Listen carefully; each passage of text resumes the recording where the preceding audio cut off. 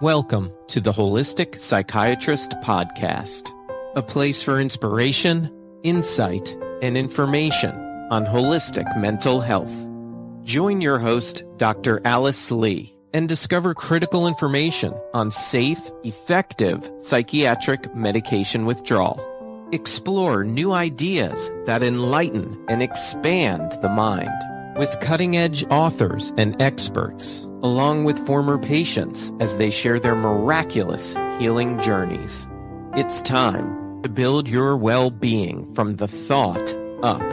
It's time for the Holistic Psychiatrist Podcast. Here's your host, Dr. Alice Lee. Hello and welcome to the Holistic Psychiatrist Podcast, where building well-being from the thought up creates miraculous healing journeys. I'm your host, Dr. Alice Lee, your holistic psychiatrist practicing in Stamford, Connecticut. For more information about me, just go to holisticspsychiatrist.com and you'll find everything you need to know about me, plus lots of free articles and past podcast recordings. So I want to thank you for joining us today for our podcast and for listening to our topic today. And we're going to be talking today about the many myths of mental illness that I've discovered as a psychiatrist with my wonderful co-collaborator, Emily, who's very familiar with these issues. So I wanted to just give Emily a chance to introduce herself. Hi, so I am Emily, and I have been through a lot of this personally. I'm a former patient of yours, and beyond that, in my years on my healing journey, I've started working on projects of my own having to do with psychiatric medication withdrawal and the different problems with it, and working with a filmmaker, a documentarian, to create a documentary about medication withdrawal. Yeah, it's very exciting. Slowly. Very exciting. Yeah, we're trying to, passion project, so it takes time. Yeah, we're trying in our own way to sow seeds, so to speak, and let the world know about different ways to look at mental health issues. So I wanted to start with a little summary, which is something I prepared to get us kind of jump started. So I wanted to start with the fact that when I was training as a psychiatrist, I was told that the best way to treat mental illness is to use medications. And we weren't really told why. It's just we were told that it was the best treatment approach and we better do it or else we might lose our license, right? The focus of these medications is really just to block neurotransmitter receptors. They don't really increase neurotransmitters in our bodies. It just blocks these neurotransmitter receptors and creates a certain kind of different message at the neurotransmitter system, which is our messenger system. And so initially, of course, people will start to feel a lot better. So if you're anxious, it can get rid of your anxiety. If you're depressed, you'll start to feel less depressed. But by doing that and by helping people to change the messenger system, it really kind of stopped the exploration of why you were feeling bad in the first place. So it really suppressed the exploration of underlying causes. And the result is that a lot of patients just end up being on these medications for a long time. They're really never told before they start the medication that they may end up being very dependent on them and that withdrawals are very difficult. So today, Emily and I want to talk a little bit about why just this knee-jerk reaction of, oh, you have the symptoms, here's a medication for those symptoms, isn't really the ideal way to treat mental health. So I'm going to let Emily take over and start with, maybe some comments and thoughts about that, and we can go on. There's a lot for me. I told you before we started recording, I'm really excited for this episode. I think it's one of the most important things as you're trying to heal to understand.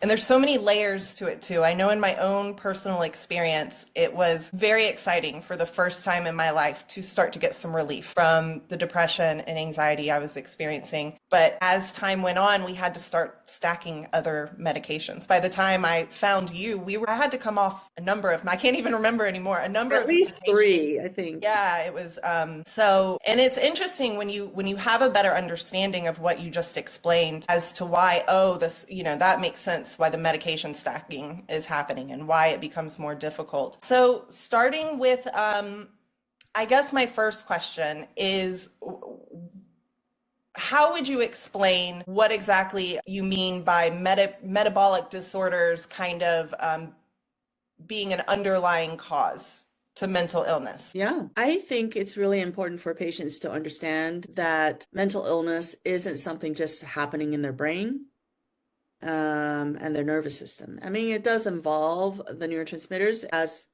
do so many other conditions, but I want people to destigmatize mental illness, because when you call it mental illness, people think it's all mental.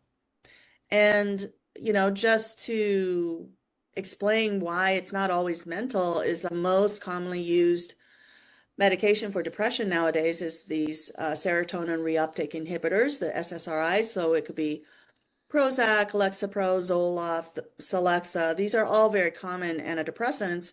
They work on blocking the reuptake of serotonin. They don't increase serotonin. But serotonin, 95% of it or more is found in the gut, in the GI system. So what are you really treating? Are you treating the GI system, or are you treating the, mental health? So we're kind of taught to think, oh, if I take this SSRI, I'm treating my mental health.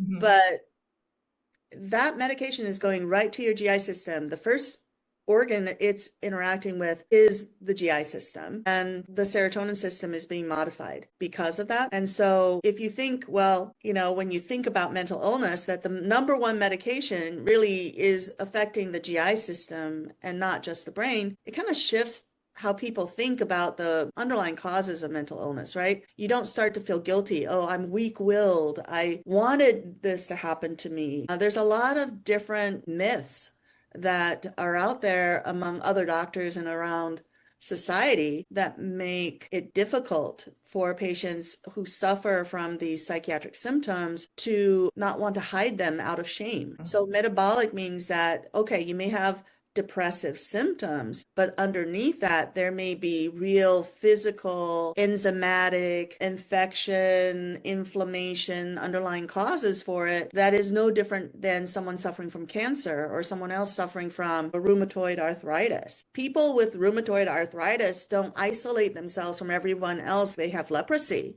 They are able to feel comfortable asking for social support or sharing it with their families. So I think it's very important. And that makes me a little emotional hearing you explain it that way, because I can relate to that. And I know so many other people relate to that kind of shame, not fully understanding. And some questions there before we kind of dive into more the underlying issues, the metabolic issues. What I'm seeing a lot as I'm doing research for the documentary is in different forums, different groups, there are a lot more people speaking out, different medical practitioners, former patients, current patients who have been through this. And one thing that I see quite a bit is there still is this, I wish I had a better word to use because it sounds harsh, but there's still almost this brainwashing where mental illness is a chemical imbalance in the brain. But it was just last year there was, I don't remember which university came out, I think with a study or something showing that it's actually not a mental imbalance. And then you read the stuff where people have said that that was actually a marketing ploy by pharmaceutical companies, the chemical imbalance. But there's still just this, and I was one of these patients when I first started my medication and felt better when we finally found the one that worked. For those first 4 or 5 months, I was on that train of, you don't understand, I can't function without my medications. So how would you explain to people like that why they're feeling better and what ultimately may happen? And of course, it doesn't happen for every single person going through withdrawal, but the potential is there. And also from my understanding, these medications aren't studied long-term, right? For long-term, year after year use. The important principle here is that just because you're feeling better doesn't mean it's treating the underlying cause, right? So, for example, someone who's an alcoholic initially will drink alcohol, makes them feel great, and then they get hooked on alcohol and they start drinking every day and it can ruin their lives. Mm-hmm. Someone who's a cocaine addict, they initially use cocaine and their attention and focus is wonderful and they can get a lot done. But if you keep taking it every day, it's not going to enhance your life. The same thing goes with symptom, treatment. Sometimes healing makes you feel worse. Like sometimes the treatment itself can cause detoxification or whatever it might be. But it doesn't mean you're getting worse. It just means that you're healing. So the problem with psychiatry it tends to be like this one-to-one match. Okay, you have depression, we have an antidepressant. If you have anxiety, we have an anxiolytic. You have psychosis, we have an antipsychotic. But just calling it so doesn't make it so. Okay, it might, suppress the symptoms. So that's the first problem, is that a name. I could give you a happiness pill, and maybe it could just be filled with cocaine and heroin and a mix of marijuana. You take it and you feel great. But it's not going to really be the happiness answer, right? So this one-to-one match is based upon psych history, and then the pharmaceutical industry has named certain medications to say, oh, you have this symptom, take this med. All right. So what I found as a holistic psychiatrist is that I have run into lots of people, and this is very early on in my exploration of nutritional supplements, where they have a bona fide diagnosis. And I gave them just generic supplements. I didn't even give them anything to treat serotonin systems or dopamine systems. And they got better quickly. So, for example, I had a 12 or 13-year-old young girl who came to me with a 2-year history of depression. She felt she had no friends. Life was awful. She was feeling life wasn't worth living. Here's a person feeling just isolated. She had all the classic symptoms of depression. At that time, I just had her take a mixture of supplements, vitamins, minerals, essential fatty acids, some probiotics probably. And she came back the week later and she felt so much better. And the second week, she was all better. Now, all of a sudden, she had friends. How did a person all of a sudden go from feeling she had no friends to feeling great at school? And then I think her entire treatment consisted of 4 sessions because she wasn't on medications. She was young. And I never had to touch anything to help her build serotonin. She was just nutritionally in need of something. And just because I was using kind of general supports, I didn't even have to do extensive testing. She just it's giving fertilizer to a plant that was wilting, and water and sun. And all of a sudden it just kind of fixed itself. Yeah. Another example was of a young guy, and he had just tried to jump off a cliff. I guess it wasn't a very high cliff because it really didn't hurt him that much, but he was having psychotic symptoms, some kind of, disturbance in the way he saw things. He knew that he wasn't making much sense. But one of the key things that he wanted to try the holistic approach without medication. So because he had just, quote, tried a suicide attempt, I said, you can either go in the hospital or your mom has to watch you 24/7 for a while. Make sure you're getting better. So again, for that individual, it was very early on in my treatment experience as a holistic psychiatrist. So I started him on general vitamins and minerals. These are all very highly absorbable vitamins and minerals, high quality. And so he came back a week later. He says, I feel 80% better. How can you treat psychosis and a person comes back 80% better? The next week he came in, he said, I'm feeling 100% better and I've gotten a job at Whole Foods. Wow. Okay. So I was blown away. Psychosis is supposed to be really, really hard to treat. I mean, people end up on these antipsychotics and, they don't get better and that kind of stuff. So that was all I knew about the treatment of psychotic disorders. And here was a young man showing me that doesn't have to be true. So what I learned from these 2 examples is that my paradigm of, it has to be a neurotransmitter, it has to be something to do with the brain, got tweaked during my many kind of experiences with patients. They taught me so much that sometimes for patients, you don't need to know a lot. You could be a novice in the field of holistic medicine. You give this, highly absorbable nutritional support, and the body knows how to do it, how to take it in, absorb it, and rebuild itself. Both patients recovered very quickly because they weren't on medications. But what I discovered is if you've been on medications for a long time, that's a whole different story because now you're giving medications that affect very specific neurotransmitter receptors. And so when you come off of it, there's very specific things that you have to do to help decrease withdrawal symptoms. So that's problem number 2 now. So before it was a particular kind of set of symptoms that were kind of caused by some underlying cause that can respond to nutritional support, for example. But now if you add the medications, you have two problems. You have the underlying problems, and then you have these very specific medications that are manipulating your receptors. So it makes it harder for them to get better. Absolutely. And you talk about that was kind of the paradigm shift for you because you started in traditional psychiatry, correct? Right. And so what was it that made you look at this to begin with? Were these kind of your first patients that you started realizing nutritional supplements, stuff that could make a difference? What was it that caused you to kind of try that shift? The most immediate cause was that I had a spell in my practice where I had a lot of bipolar patients. And up until that point, I was referring them to a bipolar specialty department at Hopkins, because at the time I was in Maryland. And I was doing that routinely, because I didn't feel I could treat bipolar disorder with the kind of success rate that other people had, because I thought I was the only doctor that had struggles with bipolar disorder. Because bipolar disorder, if you give them an antidepressant, they become manic. And if you give them a mood stabilizer, they get depressed. And you're constantly juggling this really unstable seesaw. And so I felt, I don't think I'm very good at that, when it's really the paradigm didn't work for bipolar patients because they have both problems. That's what I did for a while. And at that time, I was learning from one of the mothers of a patient who I was following the mother as a patient, but her daughter had bipolar disorder. She came in one day and said, there's a supplement my daughter's learning about. It was called Empower Plus that was trying to sell itself as a bipolar supplement to help bipolar disorder. And I was thinking at that time I was a little bit more open to learning things, but even so, it took me 3 months before I was willing to call that company and ask them questions about their supplement. But I did that because I realized that I had such a long period of just so many new patients coming in with bipolar disorder.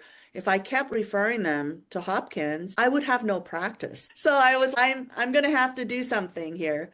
And so I started using the nutritional supplement and working with one patient at a time. Just one patient. And bipolar patients tend to be very, very ill. So even on medications, their lives are kind of miserable. And so I was starting to work with one particular patient who was on huge amounts of medication and had a lot of side effects. And so I started with her and discovered to my delight that supplements really do have a powerful effect. And in time, I discovered that, there's a difference between patients who are on medications, patients who are not on medications, and their response to supplements. But my openness and my shift was really initially just because I had to add another tool to my toolbox to help a certain group of patients who were not being properly treated. I just really don't think there's an easy solution in conventional psychiatry for bipolar patients.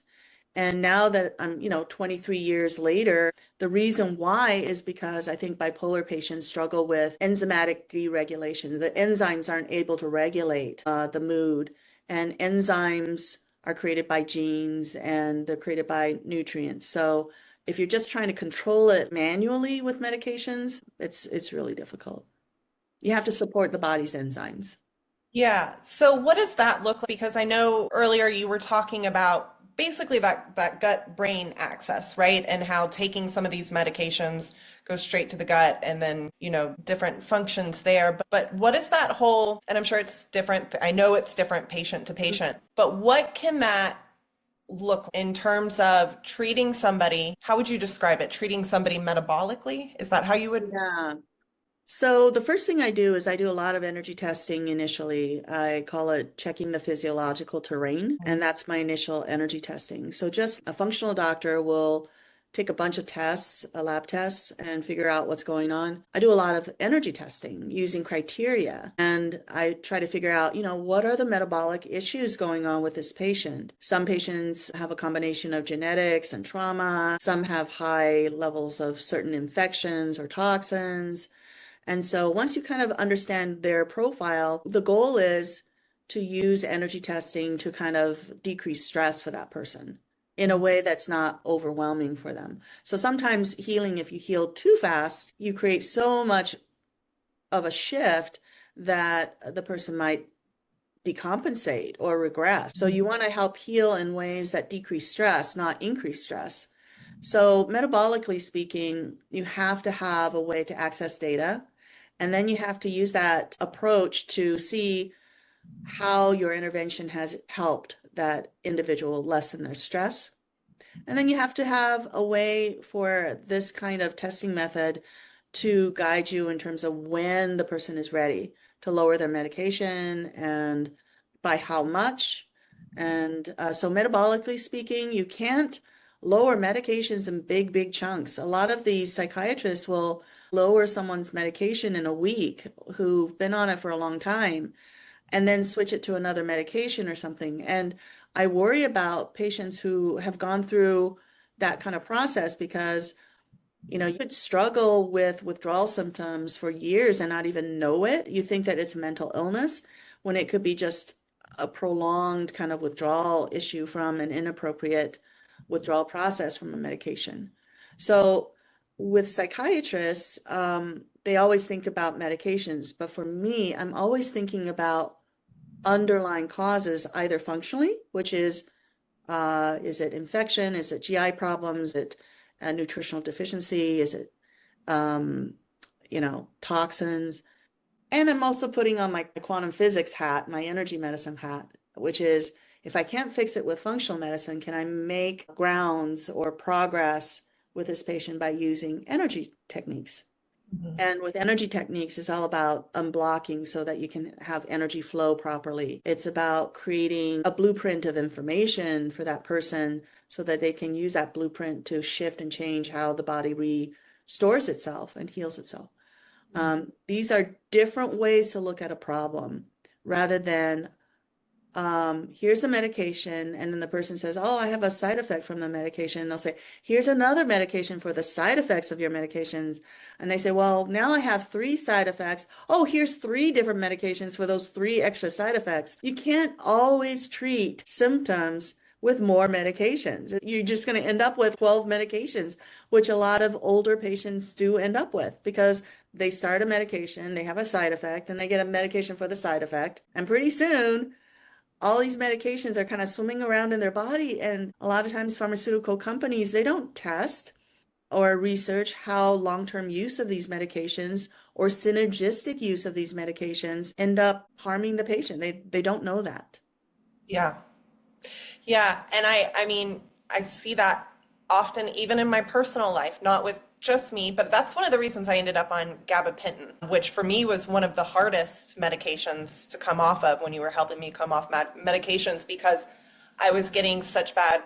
All I knew how to explain it was that it was the worst anxiety of my life. It wasn't until later I understood it was actually akathisia. And they put me on gabapentin, which also caused akathisia. If I didn't take it at the exact same time every night, I started getting it and I didn't know what was going on. But also, to your other point, one of my best friends from high school, his mom, since I've been working on this documentary, I think she's a great example of that because she has experienced what I experienced with my prescribing doctor, my initial psychiatrist, which is, for whatever reason, you're unable to get to your medication, you miss a day or two, can't get it from the pharmacy, whatever the reason is, and you tell your doctor, I think I'm experiencing some sort of withdrawal. And it's no, that withdrawal isn't a thing. Essentially, it's your symptoms returning. It's rebound symptoms. And even in my head, I remember thinking, I felt pretty awful, but I never felt this bad, but I trusted my doctor. I wasn't going to argue with her. And I'm sure it's what she was taught. I don't think she was intentionally trying to manipulate me. I'm sure it is what she firmly believed. But that has happened to my friend's mom, and she is in her late 60s now. Has been on medication, started with an antidepressant when we were in high school, which is about 20 years ago. And she has told him that she doesn't want to be on medication anymore, but she just has to because she's stuck on them for the rest of her life. They've layered in so many at this point. to help. And I think that happens so frequently. And it's like you said, when you were explaining all of this, oftentimes people don't even know. They don't even know that it's side effects from the medication, potentially withdrawal from the medication. Because I also remember that when my doctor would switch me, if a medication wasn't working, we would come off one and go on to a new one within 4 weeks. Very, very rapid.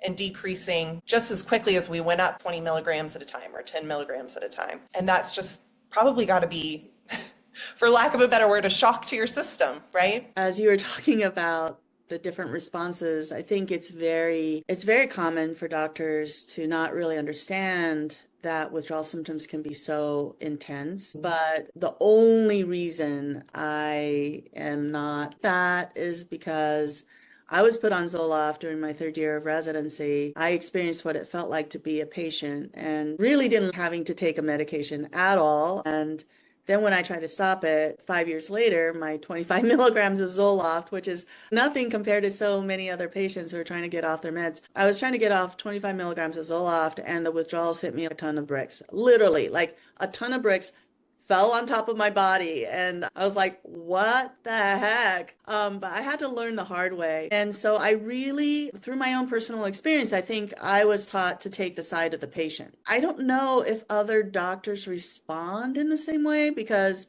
they might just, believe that it's their illness coming back as with a vengeance. But for me, because I've always been a healthy person and I don't like to take medication, and I'm always very open to creative, solutions.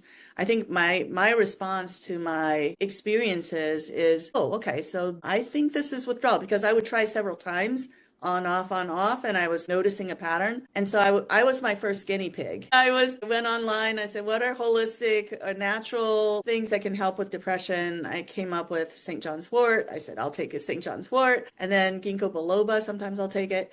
That began my own personal journey learning about supplements and how some supplements work and some supplements don't work, depending on are you going to be cheap and buy the cheapest supplement, the one that's this purple pill, or are you going to spend a couple dollars more and buy this thing that looks a little bit more herbal? And I discovered those purple pills that saved me $2 didn't work as well as the ones that were slightly more expensive. I really appreciate having experienced that to kind of take me out of, always siding with the doctors, because when you're a doctor, it's so easy just to take in what you're conditioned to believe and not make any effort to help anyone outside of your little bubble of what you're trained to do. Because how easy is it? You come in, your symptoms are depression, I give you an antidepressant. You come in, you're psychotic, I give you a psychotic. Literally, I could take 2 neurons in my brain, rub them together, and 5 minutes later come up with an answer for you, right? It's so much easier than being a holistic psychiatrist, because a holistic psychiatrist can't think like that. We are not thinking in terms of your symptoms, here's a treatment. We're thinking symptoms have multiple causes. And there's sometimes the tools you have in one field, an entire field of medicine, may fall short of treating whatever it is you're trying to treat. Then you have to dip into the second field of, the toolboxes that you're learning. So it's much more complicated and much more, demanding. So I have to have a lot more neurons going on when I'm helping my patients now. But it's a joy because patients are so much more aligned. When we're aligned, we want them to be free. We don't want them to be patients forever. And so they're eternally grateful, and so there's a lot of joy in my practice, as opposed to me being a conventional psychiatrist and I could have a waiting list a mile long, but each one comes in and they're all sad because they're kind of your slaves. They're always going to be dependent on your prescription. And how happy can they be with that kind of scenario, right? Yeah. Yeah, with those that are looking to maybe, and this might be a complex question, because I know for my own healing, my supplement list was always changing and always evolving. Still is today, but for somebody who was looking to try to go this route and test out supplements. You already noted the importance of quality supplements, which I think is becoming more difficult to find truly quality supplements. Certain ones have a lot of fillers, stuff like that. But where would somebody who's just starting out on this journey, recognizing that maybe they are going through withdrawal or their medications aren't working as well as they thought they were, maybe they're experiencing side effects, where could they start their own research there? Well, there are two supplements that are very safe and highly absorbable. It doesn't come in like high amounts, but I find that most patients do really need absorbable supplements. So they're called Brainchild Spectrum Support. They're liquid. I think they do need refrigeration, but it's just a liquid. Multi-mineral is one big, huge bottle, and liquid vitamins are another bottle. And they're so absorbable that that I find that they're really, really, really helpful. And because of the way the agriculture and how pesticides and herbicides are used so extensively in our foods, in our vegetables and everything, one of the changes over the last 100 years is that we don't get as much of the vitamins and minerals in our plants that we eat. Not only do we not eat enough, but the plants themselves don't carry as much of the minerals that we expect them to have maybe 100 years ago. So for most people, you can look up, Brainchild, Spectrum Support, vitamins and minerals, and you can have these liquid vitamins and minerals, and just start with that. They have in the back, if you weigh this much, take this much, begin with this dose, go up on a certain dose. So when people take it, I think that even if you don't have any kind of mental health problem, you'll still feel better, just because we all need some kind of nutritional support. Unless you're like me and you're doing energy work 24/7 all the time, then you may not need as much. But the energy, well, what I mean is the supplements at that basic level is often very safe, so they can try that. But another thing that might be helpful might be a digestive enzyme with food. Just help them make sure that they can digest the food and be able to absorb the foods more easily. And probiotics, are those generally safe? Well, I was going to say that, but I think some people have such a bad problem with leakiness in their GI system that the probiotics in their capsule form may be an issue. So I would suggest something like gut support, which is, the website is called intelligenceofnature.com. Gut support is a liquid supplement that really helps support the gut. And I find that for patients who are just starting out, that ends up being better than even a probiotic. Because a probiotic it comes in a capsule, you have to digest through that capsule, then it comes out in this concentrated blob of microorganisms, and if you have leaky gut, right there, it could be a little premature. So so that can be very helpful. I do remember doing both the Brainchild. I had forgotten about Brainchild, and of course, the intelligence, what is it? Because it's ion, right? Intelligence of nature. Is that? Yeah. But it's called gut support, and it's just a liquid supplement that helps the gut and helps decrease gaps between the cells in the gut. So. Yeah, I remember both of those being some starting things for me that were feeling a difference. I guess they are. And to be clear for anybody watching or listening, this is go to the website, purchase, not that you get a kickback or anything. It's not an advertisement or anything like that. No.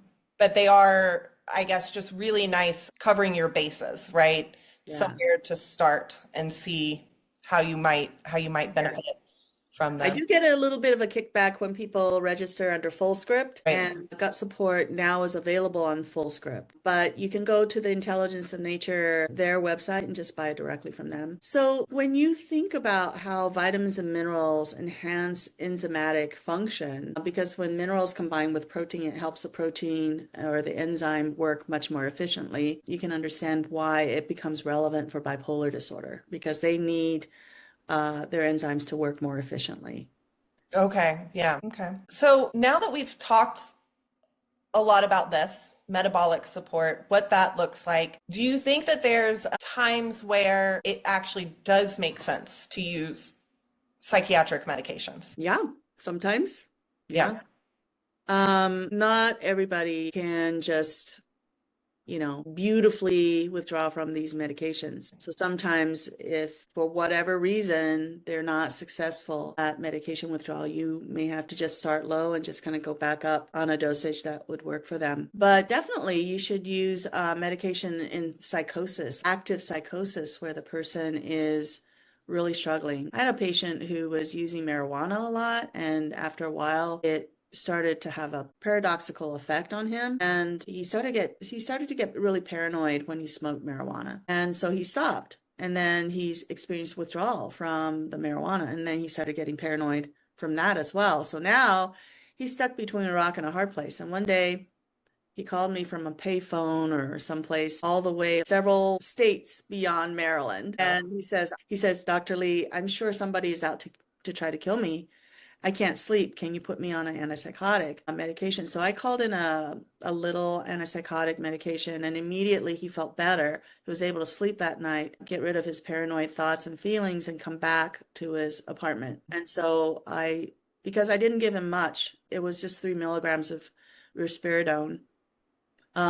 He came back. He was able to use that medication for a while, and I helped him get off the risperidone by helping him to heal his endocannabinoid system, which had been, messed up. It was messed up by his chronic use of marijuana. And when you smoke too much marijuana for too long, it can cause people to feel paranoid and anxious when they use it. And then when they stop, now they have withdrawal from the marijuana, which can cause more anxiety and paranoia. Narcotics it can give you some time to get that person so they can sleep and, be able to work with you and help you come off.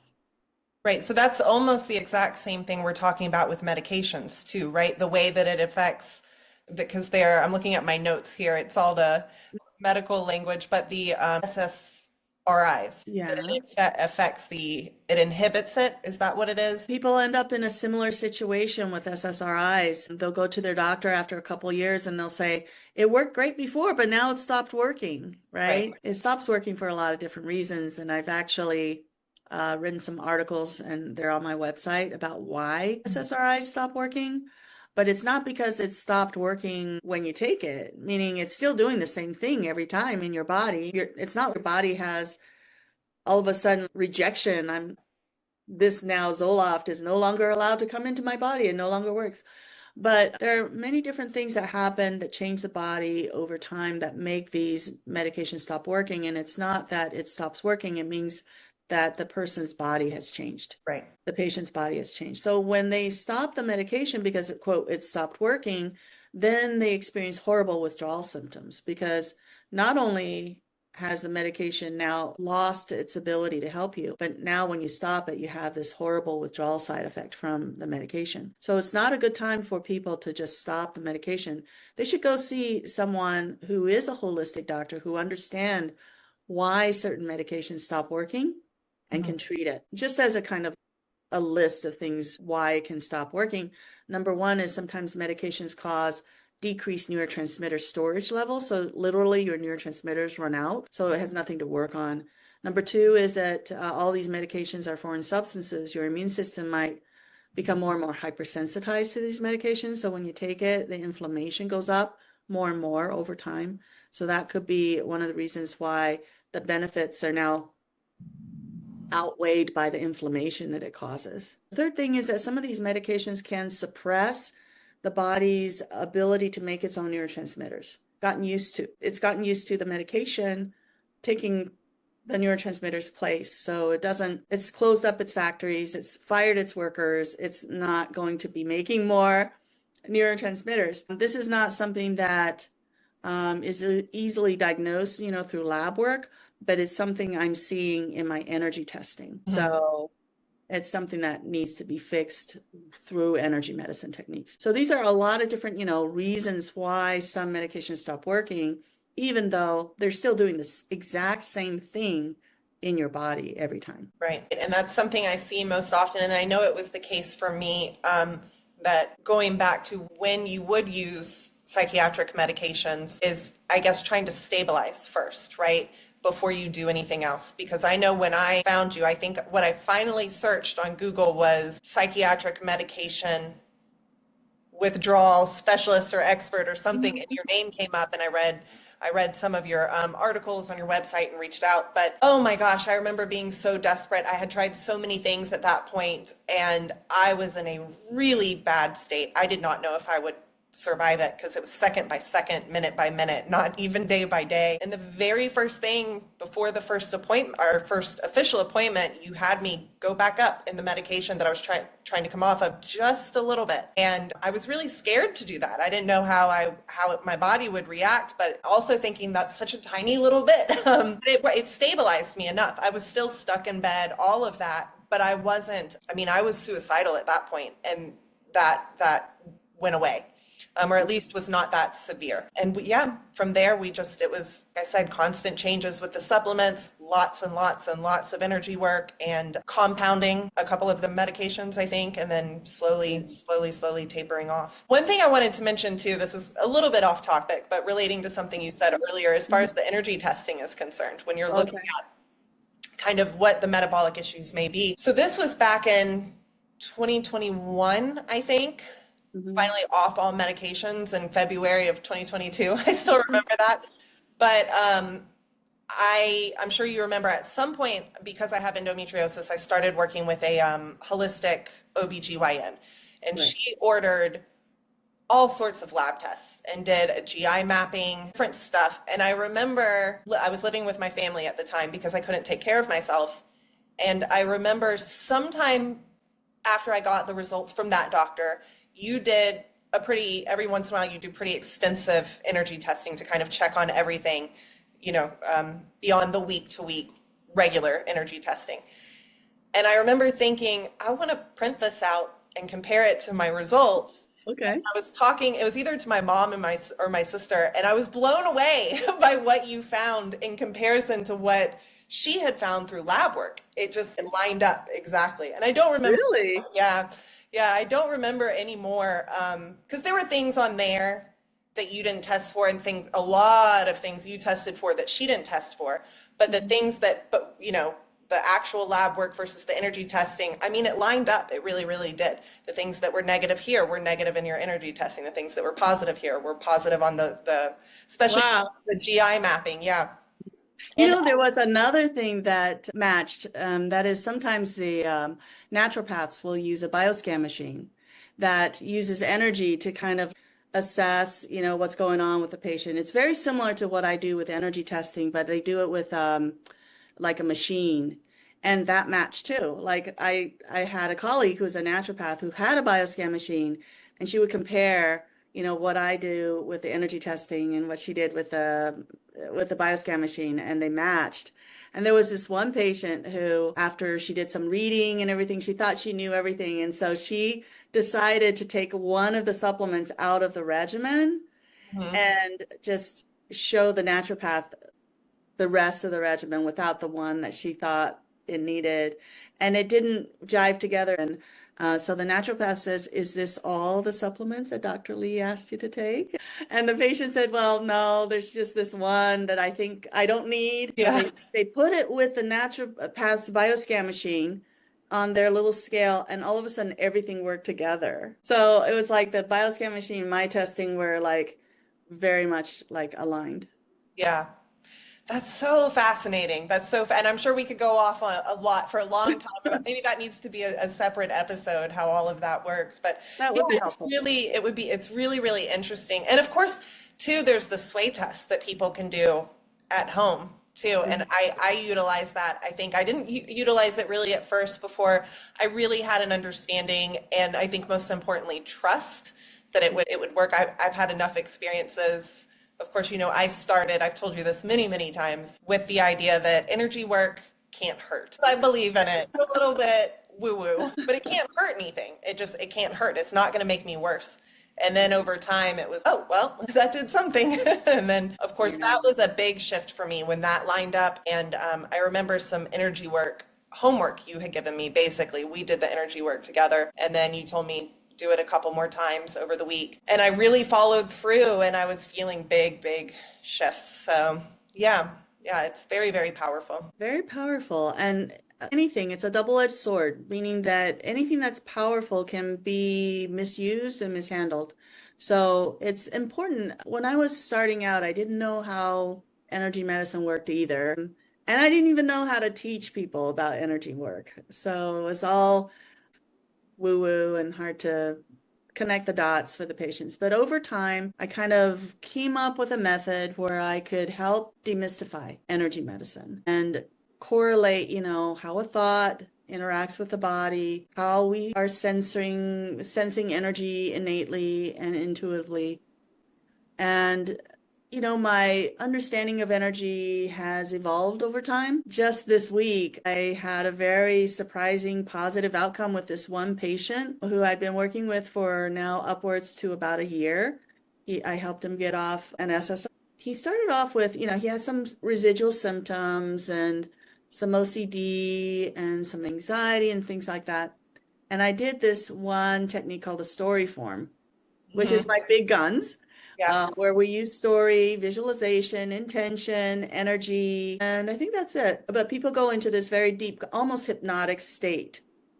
And so I did the story form for him, and he comes out of it and he goes, I feel phenomenal. And he just literally went like this. He says, oh, and His superhero pose.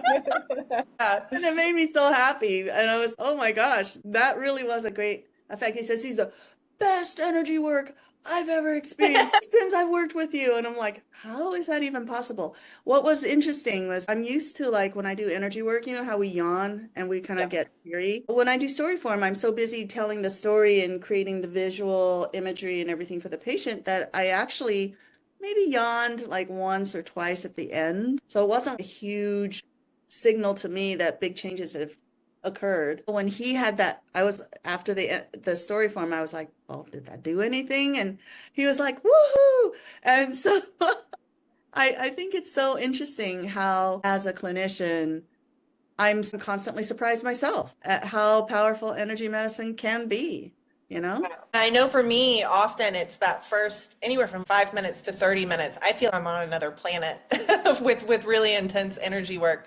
And then it's like my body starts catching up and it's like, oh, wow. And I have a lot of energy afterwards. It's, which is surprising because initially you just feel, or I feel so just kind of, I think I've almost described it to you as almost feeling high a little bit, like euphoric kind of high, but not fully present. Mm-hmm. And then I said within a couple minutes, I'm fully energized, ready. Even if I was tired, didn't get much sleep, I'm like, okay, what can I do today? I have tons of energy. I feel great. Yeah. It can be incredibly powerful, definitely. And it can help not just with, mental health or trauma or those kind of things. It can definitely help with biological things that we think are just your physical body. Because we worked with endometriosis one time using energy work, and it was really made a huge difference. So, I think that when you integrate everything together, so functional medicine can help here, but what about energy medicine? So you always have something to kind of go to try to support the body. I think we should try to wrap things up. Do you have any other questions before we finish up our podcast? No, that's what I was going to say, was that I think I have asked all the questions I have, unless there's anything else you wanted to add to it, but we really kind of touched on everything, I think, about the metabolic aspects of this and how psychiatric medications affect all of that. Yeah. And I hope people who are listening really feel we empathize, we understand what you're going through. And that this podcast will send a message. You don't need to feel ashamed or stigmatized by these labels that you end up having. This is something that we hope that by sending this message out, that in time, psychiatry will eventually become any kind of treatment where people get better and they leave. They don't have to be, taking medications for the rest of their lives. So my hope is that more and more even doctors will start to get on the bandwagon, and they are learning more about this and learning how to help people heal depression, and anxiety, without having to use a medication if it's possible. Yeah. Yeah, absolutely. There's a shift happening for sure. So Mm-hmm. that's great. Yeah. Emily, do you want to say anything at the very end, kind of summarize your thoughts? I think that when it comes to these kinds of medications, whether you're going through withdrawal or having side effects, not really sure what direction to take, I think the most difficult piece of advice I could give to people listening, but also what worked the best with me, was to just keep pushing forward. Be patient.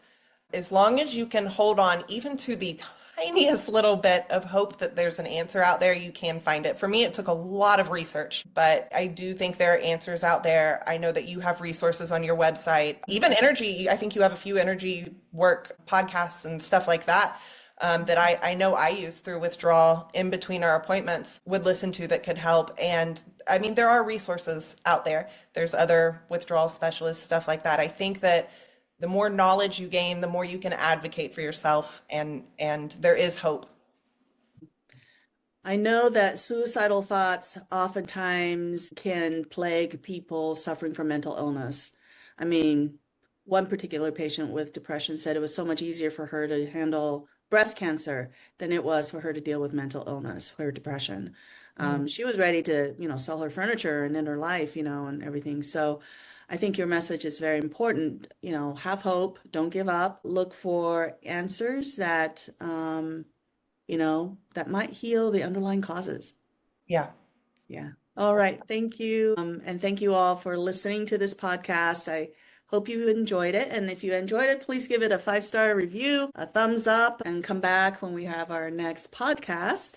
Emily and I are determined to have something produced every 2 weeks for you. And so we're going to try to keep up our podcast regularly. And if you want more information, please go to holisticspsychiatrist.com, where you'll find my podcast. You'll find lots of free information. There's a sign up for FullScript, which is a great resource where you can just order really great supplements. That's under the products section. So all of those things are available on the website, and you can also contact me easily from my website. So I look forward to sharing more insights with you through these podcasts and articles, and I hope you'll thrive as you build your life from the thought up. Thank you for listening.